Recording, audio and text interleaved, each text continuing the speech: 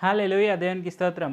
దేవుడైన యేసు ప్రభువారు ఈరోజు మనకు పరిశుద్ధ గ్రంథం నుంచి ఇస్తున్న వాగ్దానము యాకోబు రాసిన పత్రిక 4వ అధ్యాయం 7వ వచనం. కాబట్టి దేవునికి లోబడియుండుడి, అపవాదిని ఎదిరించుడి, అప్పుడు వాడు మీ యొద్ద నుండి పారిపోవును. సో, ఈరోజు వాగ్దానం గనుక మనం చూసుకుంటే, మనము దేవునికి ఎప్పుడు లోబడి ఉండాలి. అలాగే మనం ఎప్పుడు దేవుని ముందు మనల్ని మనం తగ్గించుకుంటూ ఉండాలి. అది మనకు ఎంతో గొప్ప విషయము.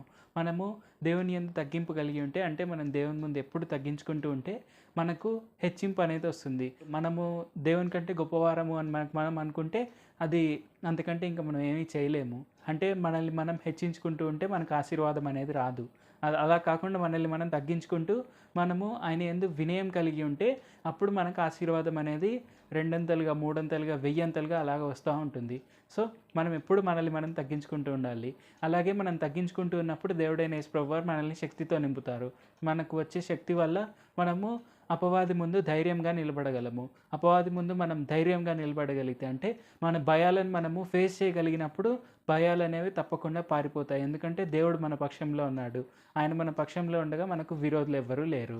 కాబట్టి ఈ విషయాలన్నీ మనం గుర్తుపెట్టుకొని మనం ఎప్పుడు కూడా వినయం కలిగి ఉండి మన బాధలు, మన భయాలన్నిటిని మనం ఫేస్ చేయగలిగితే ధైర్యంగా మనము ఆశీర్వదింపబడుతూ మనము మన భయాలను మన వద్ద నుంచి పటాపంచలు చేయగలము.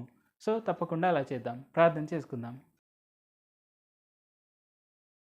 పరిశుద్ధ జీవాధిపతి జీవంగల దేవ యేసయ్య, ఈరోజు మాకు ఇచ్చిన ఈ గొప్ప వాగ్దానాన్ని బట్టి మీకే వందనాలు తండ్రి.